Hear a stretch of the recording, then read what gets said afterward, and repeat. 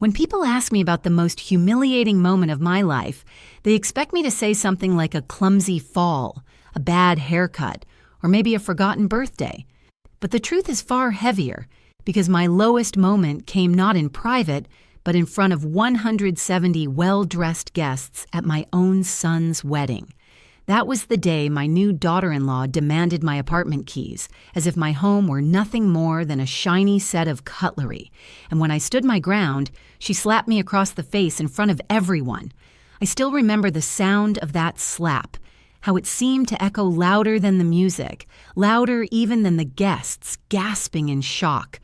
What she and my son didn't realize was that my new husband was standing in the back, quietly watching, and within just 6 minutes, everything they thought they had won crumbled into a very different picture. That wedding day became the turning point of my life, a story I carry not with bitterness, but with a kind of sharp clarity. Before I go further, let me take just a moment to say something personal. If you're listening to this story right now, it means you care about voices like mine, voices of women who have lived, been hurt, and learned to stand tall again. Your likes and your comments don't just help a channel grow, they tell me that you're out there nodding along, maybe remembering your own struggles, maybe smiling at the small victories. So if this touches your heart, let me know where you're listening from, or share a thought in the comments. It means more to me than you might think. Now, allow me to introduce myself properly. My name is Elaine Bennett. I'm 58 years old, and I live in Connecticut. For most of my life, I've been the steady one, the bookkeeper who balanced not only the numbers at work, but also the endless demands of my family. I was married for nearly 30 years to my first husband, a man who believed more in his own pride than in partnership. And when that ended, I spent a long time quietly holding my own life together. I raised my son Jason as best as I could, paid off my mortgage with discipline that bordered on stubbornness, and created a life that was simple but solid. People who know me call me calm, maybe even too quiet, the kind of woman who would rather listen than speak, who would rather smile than start a fight. But if life teaches you anything by the time you're my age, it's this. Being quiet doesn't mean being weak, and being kind doesn't mean being blind. That lesson, however, was tested like never before on the day Jason walked down the aisle, and I sat among the flowers thinking that maybe, just maybe, after all those years of sacrifice, I would finally witness joy without the shadow of tension.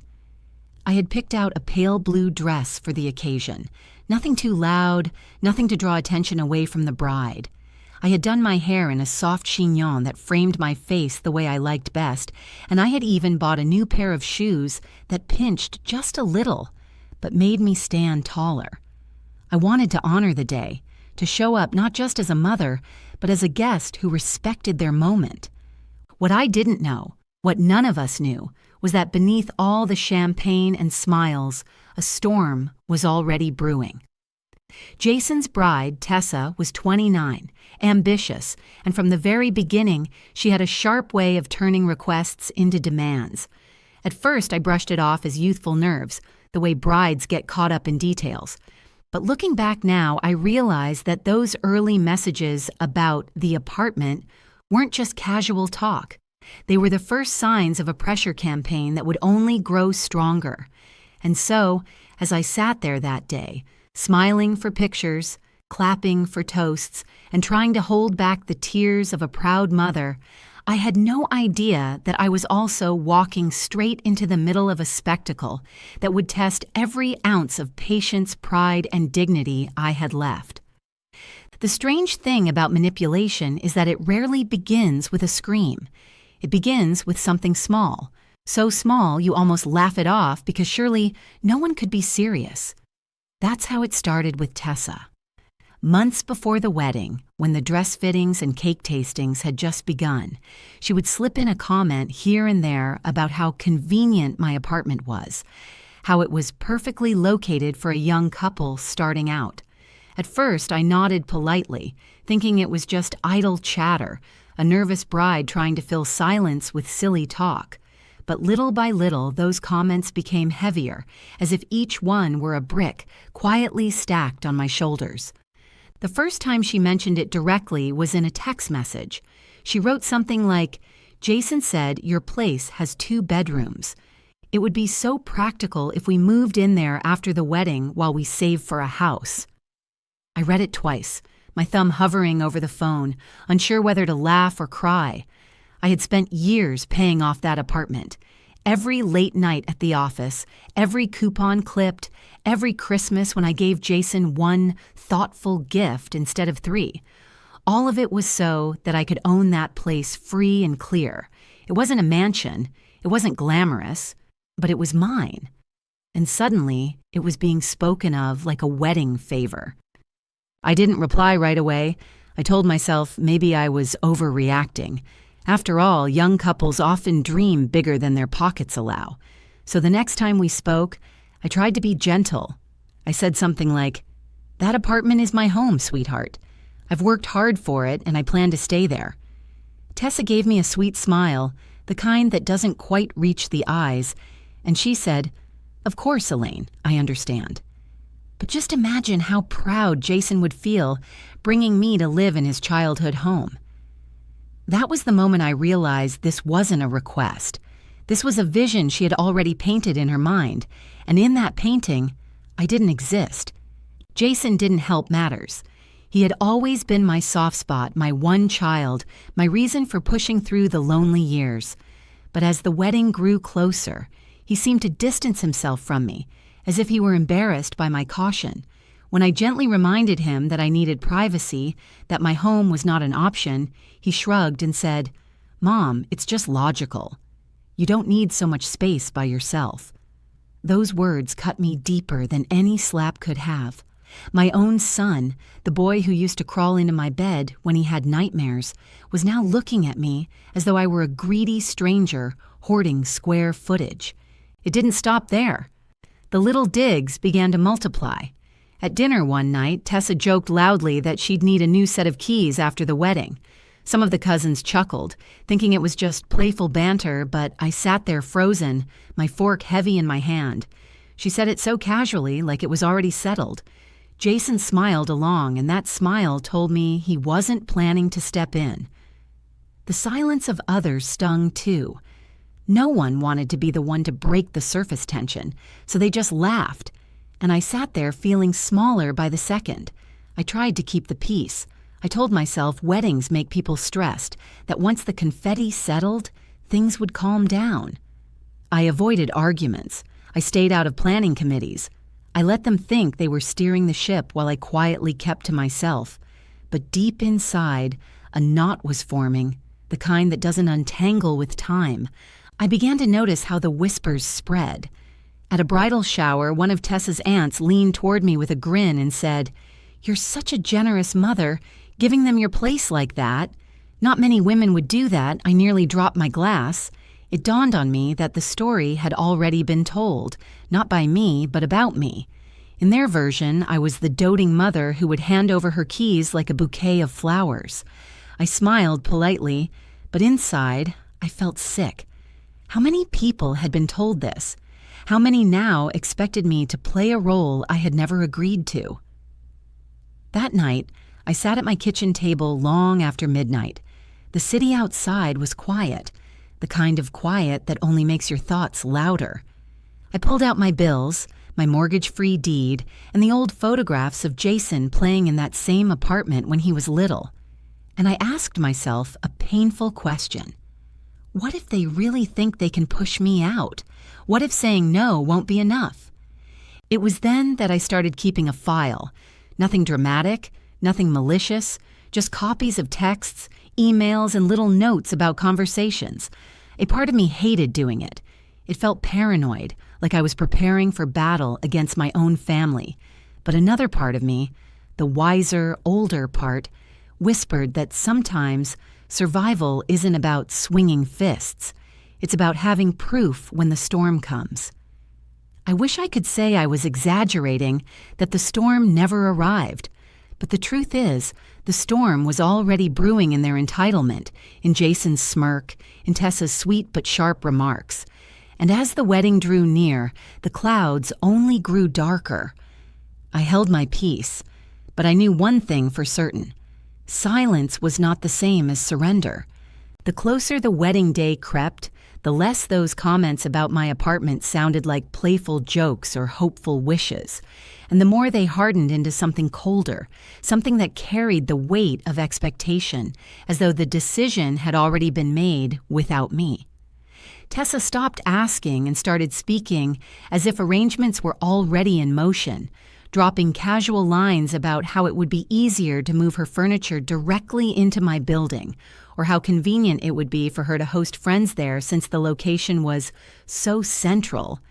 And every time she spoke in that matter-of-fact tone, I felt my stomach twist, not because I was surprised by her boldness anymore, but because my own son began to echo her words as if they were the most natural thing in the world. Jason no longer said, if we let them use the apartment, he said when. And those little shifts in phrasing told me that in their minds, the deed was already as good as signed over. What made it worse was how the whispers spread through the family, each retelling stripping me of more authority until people I barely spoke to acted as if I had announced my gift at a press conference. At a cousin's barbecue, an older relative clapped me on the back and told me I was doing the right thing and setting them up for success, as if I had already surrendered the keys and was simply basking in my generosity.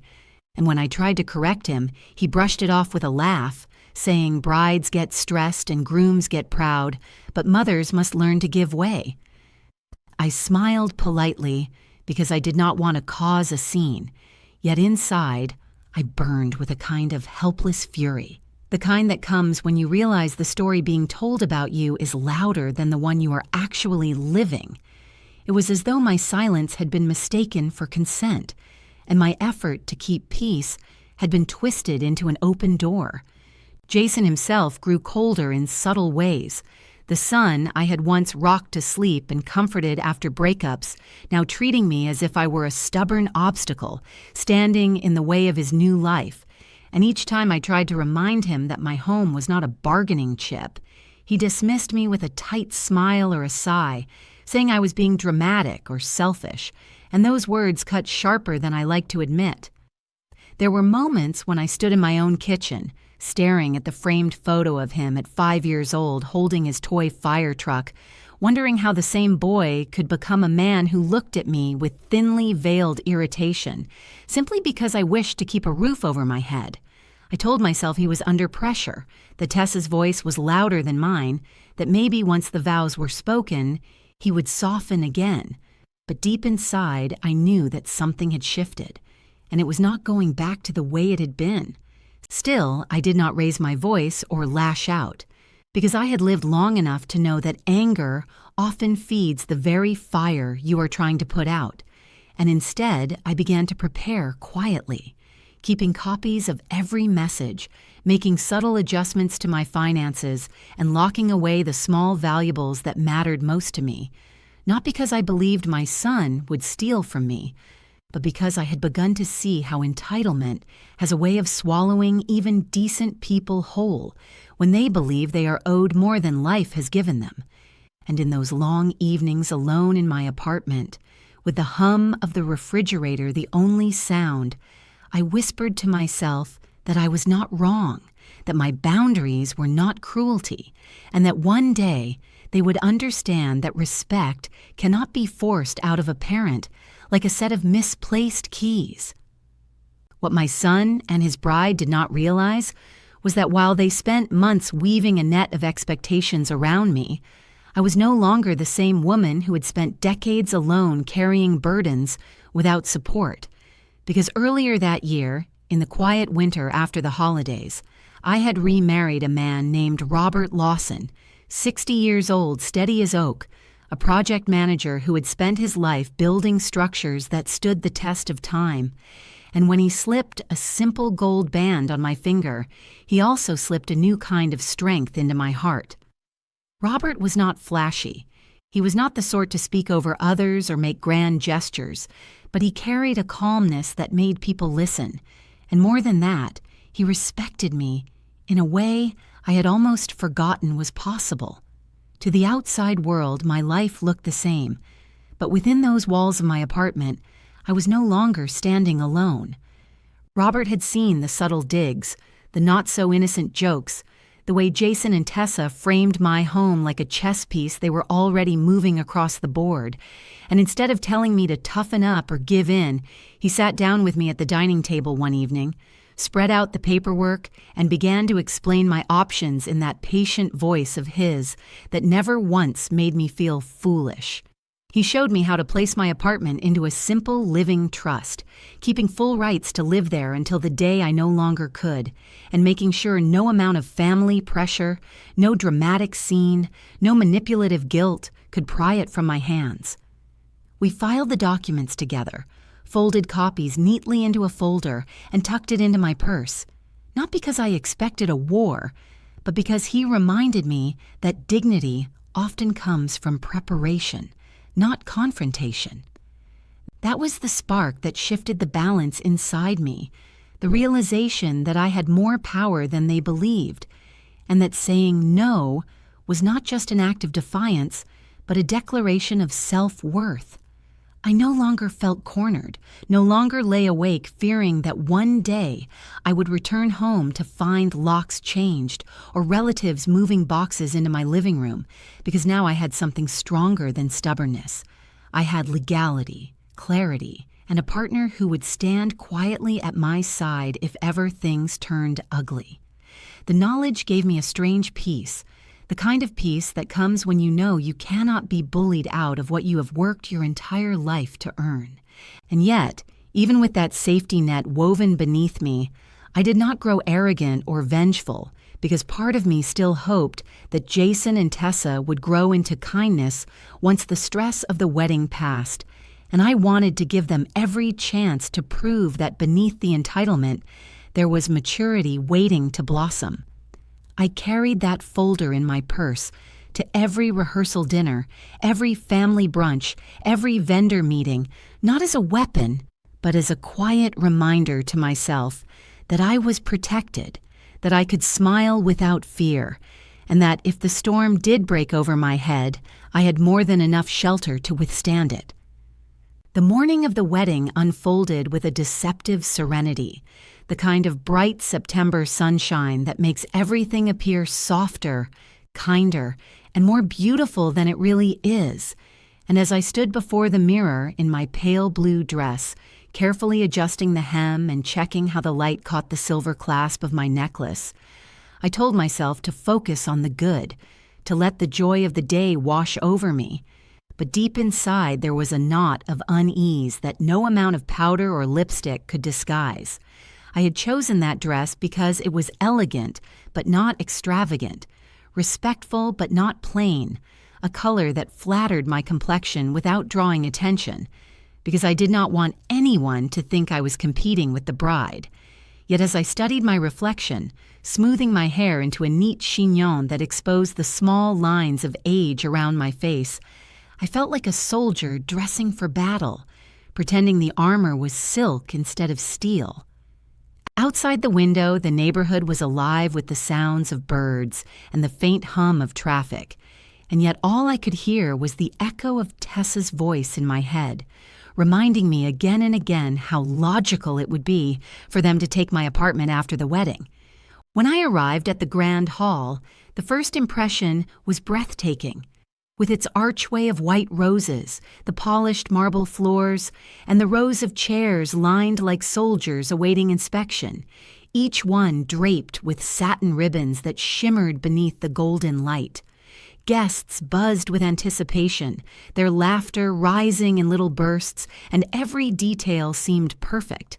The string quartet tuning their instruments, the champagne flutes lined up in glittering rows, the towering cake in the corner decorated with sugar flowers so delicate they looked real. To the casual observer, this was the picture of a fairy tale wedding. But for me, there was a tension threading through the beauty, an almost invisible current that pulled tighter with every whispered word. As I placed my modest gift, a set of engraved silver frames wrapped neatly in cream paper, on the table, I caught a cousin glancing at me with a knowing smile, and another relative leaned in to say she had heard about the big present I would be giving.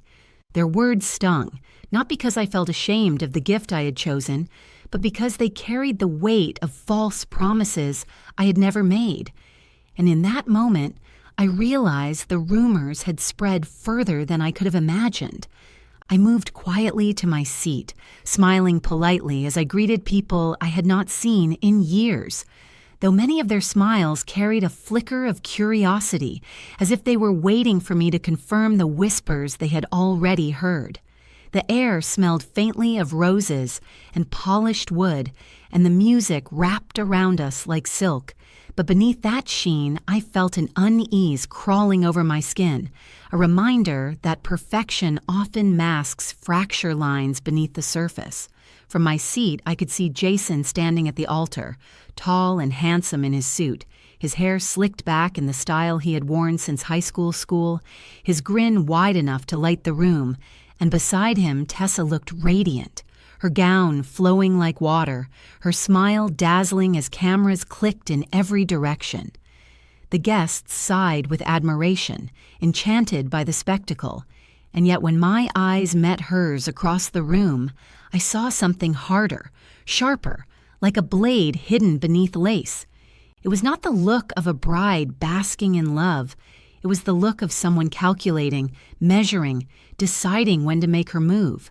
Still, I straightened my back and reminded myself that dignity was my armor, the one thing no one could take from me, and I rested a steadying hand on the purse in my lap, where the living trust documents sat folded neatly, not because I planned to reveal them, but because their weight reminded me that I was not defenseless. I told myself over and over that today was meant for joy, that I would not let bitterness rob me of the chance to witness my son's vows, and that no matter what pressures had been laid on my shoulders in the weeks before, this was still a sacred day. Yet even as I breathed deeply and forced a calm smile onto my face, I knew the illusion of peace was fragile, a glass pane ready to shatter with the slightest crack, and that all it would take was one reckless demand spoken too loudly, one careless moment of arrogance, for the entire fairy tale to collapse in front of the very guests who believed they were watching a perfect beginning. And so I sat there, calm on the outside, storm-tossed on the inside, waiting for the inevitable moment when the surface beauty of the day would splinter and reveal the truth beneath. The ceremony itself passed in a blur of music and vows, the kind of carefully rehearsed beauty that makes every guest sigh with admiration. And for a brief moment, I almost convinced myself that perhaps my fears had been exaggerated, that maybe today truly would remain untouched by the shadows of entitlement. But the illusion shattered once the reception began, when glasses were raised and voices grew louder, and the bride, glowing in her white gown and basking in her new role as center of attention, decided that the stage was hers for more than just thank yous.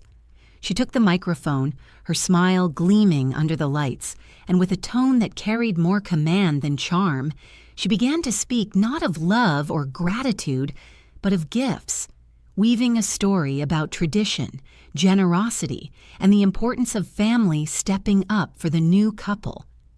The room hummed with polite laughter, but I felt my throat tighten as she turned her gaze toward me, eyes glittering with the certainty of someone who thought victory was already in her grasp. Then came the words that froze the air. She declared that the greatest gift a mother could give was the gift of a home, that she had been blessed to marry into a family where such a gesture was possible, and that tonight she would receive the keys to her new apartment in front of the people who mattered most. Her hand extended toward me as though this had all been arranged, as though I were merely part of her performance, and a ripple went through the crowd. Some gasped, some clapped uncertainly, and others turned to watch my reaction with a kind of hungry curiosity. My heart pounded, not from confusion, but from the heavy realization that the whispers had built to this very moment. And now the bride stood brazenly announcing my supposed gift as if I were a prop in her story. I rose slowly, every eye on me, and with as much composure as I could summon, I offered a gentle smile, shaking my head as I spoke in a calm voice that carried across the hall, explaining that I had already given them a gift, a heartfelt one, and that my home was not part of the celebration. For a moment there was silence, the kind that rings louder than music, but then Tessa's expression hardened, her smile curdled into a sneer, and she stepped closer, her voice sharp enough to cut as she hissed words I will never forget. "Don't embarrass us, just hand them over." Before I could even breathe, her hand swung, the crack of her palm against my cheek exploding in the room like a firework gone wrong.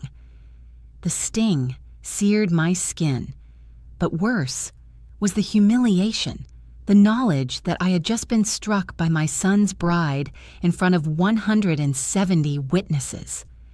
Gasps rippled through the crowd, chairs scraped, a fork clattered onto a plate, and in the midst of that stunned silence I caught sight of Jason's face, my own son, who instead of rushing to my defense sat back with a smirk, as though he approved of the spectacle, as though my pain were a deserved punishment for refusing to play along. The betrayal in that moment was sharper than the slap itself, but I did not crumble. I stood tall, my cheek burning, my heart breaking, and I let the silence stretch, refusing to shout, refusing to give them the satisfaction of seeing me unravel. Somewhere in the back of the hall, I saw Robert, steady as ever, his eyes locked on mine, and in that silent exchange I found my strength. The storm had broken, but I was not standing in it alone, and the weight of that truth anchored me when everything else threatened to collapse. The slap still burned across my cheek like a brand, and though the pain stung, what I felt even more sharply was the collective breath of 170 guests caught in stunned silence, the weight of their eyes pressing against me, waiting to see if I would explode, cry, or collapse. But I did none of those things. Instead, I straightened my shoulders, adjusted the hem of my pale blue dress with deliberate calm, and sat back down, letting the silence stretch like a drawn bowstring until it became louder than any outburst could have been. The bride's smile faltered, her hand still frozen midair, as though she herself couldn't believe what she had just done, and that brief pause was enough to shift the energy in the room. The venue manager, a composed woman in a navy suit, moved swiftly to the front, signaling her staff with crisp hand gestures. The microphone was removed from Tessa's grasp without fuss, replaced with the firm voice of authority, reminding everyone that decorum must be maintained. In that single moment, the stage that had belonged to the bride just seconds earlier was quietly reclaimed by order and rules that she could not bend. It was uncanny how quickly the thin veneer of perfection began to peel away once that balance of power shifted. Barely had the microphone been silenced when the coordinator slipped up to Jason, her expression tight, her words whispered but urgent enough that I could read the alarm in her face. I watched my son's confident grin vanish, replaced by a flush of panic as he learned that the final payment for the venue had bounced back. Insufficient funds, scrawled in the transaction notes. His eyes darted across the room, searching for someone to save him, but I remained still, knowing full well that the safety net he had assumed would catch him had never been mine to provide. Then the limo driver appeared at the entrance, stern and impatient, announcing loudly enough for half the room to hear that the card on file had been declined and no further service would be provided without immediate payment. Almost on cue, a call came through from the hotel staff, informing the flustered best man that the honeymoon suite keys could not be released because the reservation had been made with invalid information. None of these events were engineered by me, yet they unfolded like dominoes tipped by arrogance, exposing the hollow foundation beneath the glittering surface. The guests, once dazzled by champagne toasts and floral arrangements, now leaned toward one another in low murmurs, their glances quick and sharp, the tide of opinion turning like a current against the couple. I could hear fragments of conversation carried across the room, snatches of disbelief, whispers about unpaid bills. The word slap hissed like a forbidden secret, and with every passing second, the admiration that had surrounded Tessa's white gown melted into pity, even disgust. The bride who had moments ago stood tall in confidence now looked small, her eyes wide with fear, as she realized she had stripped herself bare in front of her own guests. Jason, who had smirked at my humiliation, now avoided meeting anyone's eyes, his face red, his bravado dissolving under the spotlight of reality. It was a cruel sort of poetry, watching the very stage they had used to try to shame me, transform into the platform of their own downfall. And though I took no joy in it, I could not deny the quiet satisfaction of justice unfolding before my eyes without me raising a single hand. I sat motionless, one palm resting on the purse in my lap, feeling the reassuring bulk of the folded trust papers inside, though I knew I would not need them tonight. Their mere presence gave me the courage to remain serene, to let my silence speak louder than any explanation could. My cheeks still burned, but my dignity remained untouched, and in that contrast lay all the power I needed. After a few chaotic minutes of hushed arguments and frantic gestures, Tessa's poise shattered, and she stumbled toward me, mascara smudged at the corners of her eyes, her voice lowered to a desperate whisper as she asked me what they should do now. I met her gaze without anger, letting the pause linger until she shifted uncomfortably, and though I did not yet speak, my silence alone taught her the lesson she had refused to hear before. Life does not reward entitlement, and adulthood cannot be outsourced to the people you try to humiliate. Those 6 minutes stretched like an eternity, yet in that eternity, the scales of power shifted permanently, and it became clear not just to me, but to everyone present, that the woman they had thought weak and pliable was, in fact, the only one still standing strong at the center of the storm. In the middle of that storm, as I sat with my cheeks still warm from the sting and my heart steady with the calm that comes only from knowing you will not bend, I realized something important. It wasn't just about me or even about Jason and Tessa. It was about every woman who has ever been told she must give more than she has, who has ever been pushed into silence so others could feel powerful. And that is why I want to take a small pause here and speak directly to you, the one listening to my story right now. Your presence means more than you can imagine. When you leave a comment or tap that little like button, you are not just supporting me, you are telling the world that these voices matter, that stories of dignity, resilience, and hard-won boundaries deserve to be heard. I cannot tell you how much it means to know that you are out there listening, maybe nodding along, maybe remembering your own battles. So if this story touches you, please share where you're listening from. I read every note, and your words remind me that none of us are truly alone in these struggles.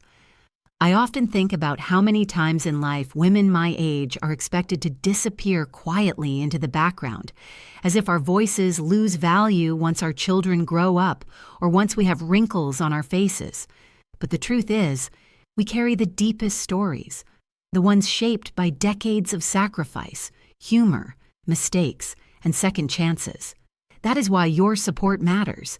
It helps keep these stories alive, and it tells platforms like this one that women over 55 are not invisible, that our lives are filled with dramas, triumphs, and lessons worth sharing. So thank you, truly, for being with me in this moment. It is because of you that I keep speaking, even when the memories sting. And since I've brought you into my world, let me share a little truth that always makes me smile. I am the kind of woman who keeps the strangest things in her purse, the kind that my younger self would have rolled her eyes at. On any given day, you'll find a couple of Band-Aids tucked in next to peppermints, a pen that doesn't work unless you shake it twice, a half-used packet of tissues, and, on this particular day, a stack of legal documents folded as neatly as a love letter. My friends laugh when I tell them this. But I've come to believe it's not paranoia. It's preparedness. Life has a way of throwing curveballs, and sometimes the only way to stay standing is to have both a chocolate bar for comfort and a legal paper for protection within arm's reach. So as the guests whispered, the bride stumbled, and my son squirmed under the weight of his choices, I sat with that purse on my lap, calm as could be, reminding myself that resilience doesn't always look loud or flashy. Sometimes it looks like a woman sitting tall, refusing to give up her keys, and waiting for the storm to spend its fury. And though the hall was still buzzing with tension, I felt something shift inside me, a sense of humor rising through the chaos, the absurdity of the fact that the same bag holding my emergency lipstick was also holding the proof that I would never be forced out of my own home. It almost made me laugh, and that small flicker of humor kept me steady, ready for what I knew was still to come. As the whispers swirled and the couple's perfect image cracked before the eyes of their guests, I kept my gaze steady, my hands folded calmly in my lap, and in that stillness I noticed a movement at the back of the hall that shifted the entire balance of the evening. Robert, my husband, who had been quietly observing everything with his usual calm composure, began to step forward, not with the rush of a man seeking to make a scene, but with the steady confidence of someone who knows exactly when his presence is needed. Dressed in a dark navy suit, shoulders broad and posture upright, he looked every bit the professional he was, and though he said nothing at first, the simple fact of him walking through the rows of startled guests carried a weight that no slap or smirk could match. I saw Jason's face blanch when his eyes flicked toward Robert, as though he suddenly realized that the game had never been stacked in his favor, that the woman he thought was standing alone had been supported all along. Robert did not speak to Tessa or Jason immediately. Instead, he went directly to the venue manager, exchanging quiet words that carried the ease of two professionals who respected one another. I knew why the manager listened with such focus. Robert had overseen major renovation projects across the state, and his reputation for fairness and precision was known even here. With a few measured sentences, he ensured the evening would continue under order, not chaos, and the simple shift of tone was enough to calm the room. Where moments before the bride's voice had been shrill and demanding, now Robert's calm authority filled the space, reminding everyone that structure and respect always outlast spectacle. It wasn't loud, it wasn't dramatic, but it was effective in a way that cut far deeper than shouting ever could. Then came the revelation, subtle but powerful, that turned the tide entirely.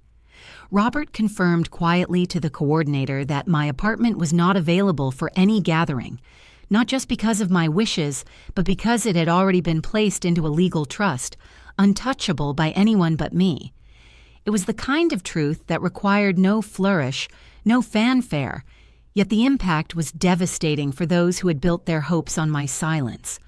The guests who had whispered about my generosity now whispered something else, astonishment that the bride and groom had not only overstepped, but had done so without any foundation beneath their demands. Jason shifted uncomfortably, his earlier smirk replaced with the tight jaw of someone realizing his bluff had been called in front of a crowd. For me, it was a moment of quiet vindication.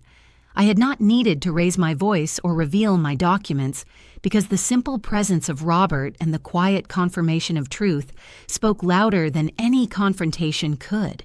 Tessa's posture wilted, her earlier confidence dissolving into nervous glances, and though she tried to maintain her composure, the ripple of disapproval across the room was impossible to ignore. In that reversal, I felt the ground solidify beneath me, the certainty that I was no longer the vulnerable widow they thought could be cornered, but a woman standing tall with strength at her side. It was not vengeance that filled me in that moment, but a calm recognition that justice, when it arrives quietly and firmly, is far more powerful than any dramatic scene. The shift in the atmosphere was unmistakable, as if a great curtain had been pulled back and everyone in the hall could finally see the truth they had been ignoring all evening. The venue owner, alerted by the murmurs and brief conversations with Robert, stepped forward to address the room with a calm dignity that carried more authority than anger ever could. She explained that the celebration would continue only if certain obligations were respected, that outstanding balances must be resolved immediately, and that no one, bride, groom, or guest, was above the rules of the house. Her voice was firm but not cruel, and in that moment the entire spectacle of entitlement shrank into something small and almost pitiful. What was once framed as a glamorous evening of triumph now stood exposed as a gathering where the bride and groom had not done the simple work of responsibility. Jason's face flushed as he pulled his wallet from his pocket, fumbling through cards that would not cooperate, his hands trembling while Tessa tried to whisper instructions to him that only seemed to make him stumble more. Guests watched the scene unfold with polite but undeniable fascination, some pretending to sip champagne while their eyes remained fixed on the flustered couple, others exchanging glances that spoke louder than words. The perfect bride who had once commanded the room now looked cornered, her gown suddenly too heavy for her to carry, her earlier arrogance reduced to anxious fidgeting. The groom who had smirked at his own mother's humiliation now appeared not as a man in control, but as a boy who had never truly learned to stand on his own 2 feet. For me, the moment carried a sharp irony that I could not ignore. All those weeks of pressure, all those whispers about my supposed generosity, and all those bold demands had built up to this. An unmasking in front of their own chosen audience. A lesson delivered not by my anger, but by their own negligence. I did not gloat. I did not rise to say I told you so, because I knew silence and composure would cut deeper than words ever could. When one of Tessa's aunts leaned toward me, asking softly if I might still be willing to hand over my keys just for tonight so they could avoid embarrassment, I smiled with warmth and shook my head, explaining gently that I could recommend a short-term rental nearby but that my home was not available. The look of shock on her face told me she had finally understood. I was not the weak woman they imagined. Tessa's expression crumbled as she turned back to me, her mascara streaking down her cheeks, her voice low and desperate as she pleaded for help she had once sworn she would never need. There was no applause now, no adoring smiles, only the piercing quiet of a room witnessing consequences unfold in real time. And in that heavy silence, I saw clearly what they had never expected, that kindness without boundaries is a weakness, but kindness with strength is unshakable. I was no longer a background character in their story. I was the steady presence who refused to yield, and before all their guests, that truth became undeniable. Tessa stood in front of me like someone whose costume had been torn away mid-performance, the polished bride vanishing to reveal the anxious young woman beneath, her hands twisting in the heavy fabric of her gown, her mascara streaking as tears blurred the perfection she had worked so hard to display. Her voice trembled, the sharp edge gone, replaced by something thin and almost childlike, as she whispered that she didn't know what to do, that everything was falling apart faster than she could catch it. The sight was almost surreal. The same woman who had demanded my apartment keys with a smile now stood begging for guidance in front of the very people she had hoped to impress. Jason lingered just behind her, his once proud posture slouched, his lips pressed tight as he avoided my gaze, shame written all over his face. He looked less like the groom of the evening and more like a boy who had been caught sneaking into trouble he couldn't climb out of. I sat very still, the heat of the slap still tingling across my cheek, but inside I felt a calmness settle over me, the kind of calm that comes when you know the moment is yours to define. I realized that how I responded now would shape not only their memory of this night, but also the way they approached marriage itself. I could have raised my voice, hurled accusations, or shamed them in front of everyone, and perhaps many would have cheered me on. But I knew humiliation does not teach. It only hardens resentment. So instead, I chose words measured like stones, placed carefully into a foundation. I leaned just enough so my voice could reach her without becoming a public performance, and told her clearly that life does not bend to arrogance, that respect is never owed but always earned, and that what she had built on entitlement had crumbled in less than an hour. I reminded her that boundaries are not cruelty, that claiming what does not belong to you brings only collapse, and that she was learning in one night a lesson most of us take years to grasp. Love without humility cannot stand. Still, I understood that strength without mercy becomes bitterness, and I refused to become bitter. So I extended a small measure of grace, not as a rescue, but as a choice she could take or refuse.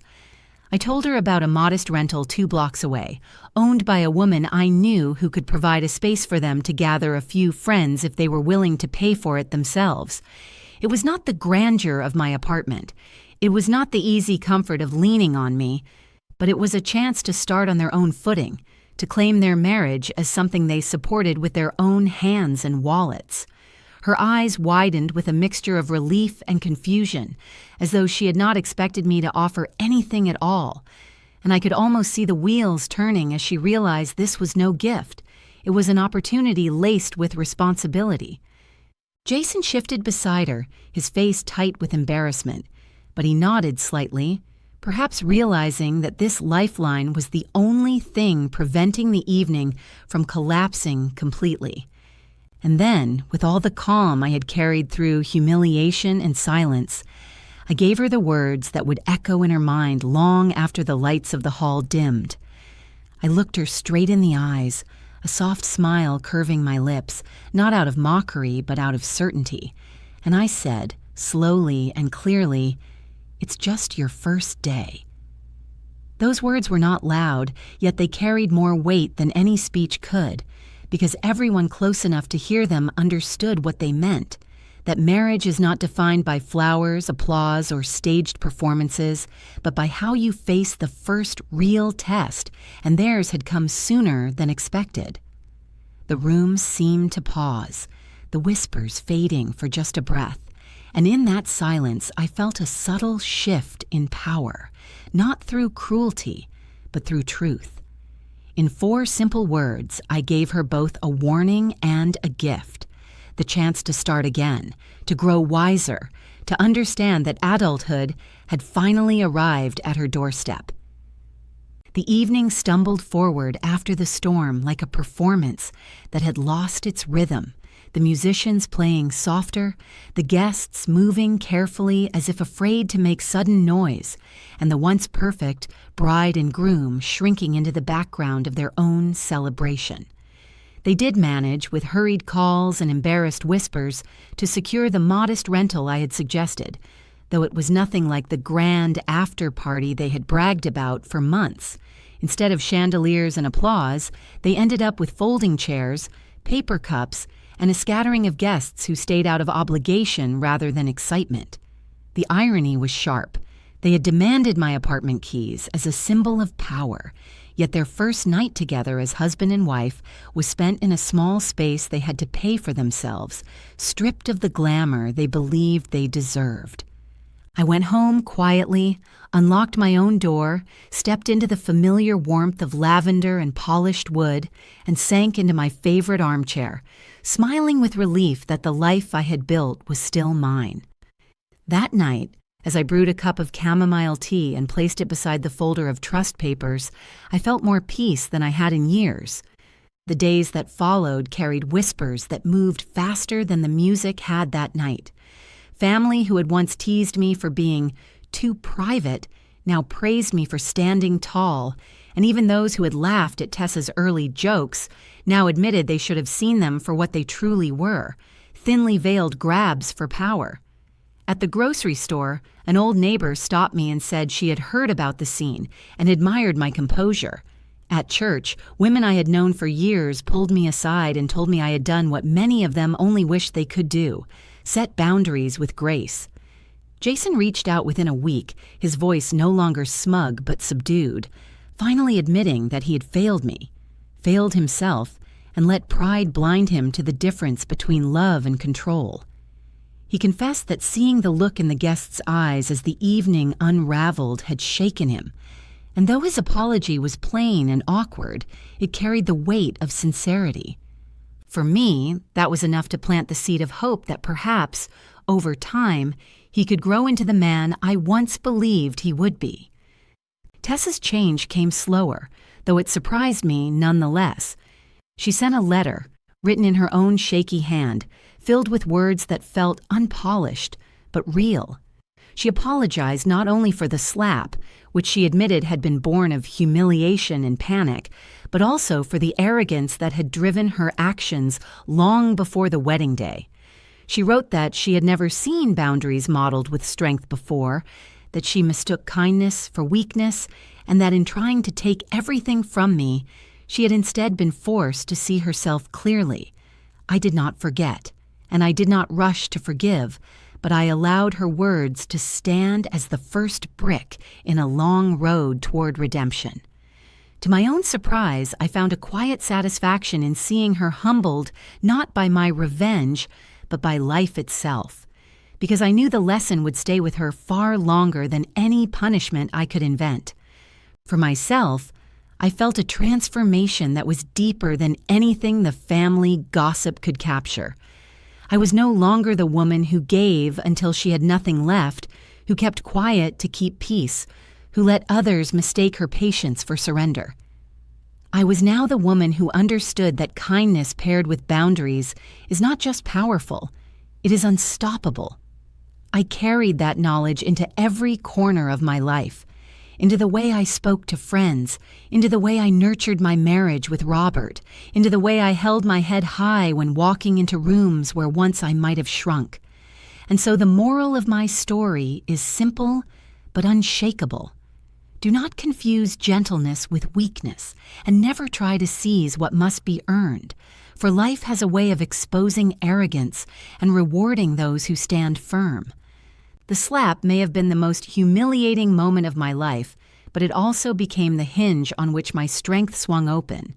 And now, as I hold my own keys in my hand and breathe freely in my own home, I know this truth with certainty. When you protect your dignity with calm and courage, no one can take it from you, and even the harshest blow can become the very spark that lights your freedom. And before we finish, I want to say something from the heart. If this story touched you, if you felt even a little of what I went through, then don't just scroll away. Leave me a comment, tell me what you would have done in my place, or maybe share a moment when you had to stand up for yourself. Your words mean so much more than you know. They make me feel like I'm sitting across from friends, not just talking into the void. And if you hit that like button or subscribe, it helps me keep telling stories like this for women like us, women who've lived, loved, and learned the hard way. Thank you for being here with me. It truly makes all the difference.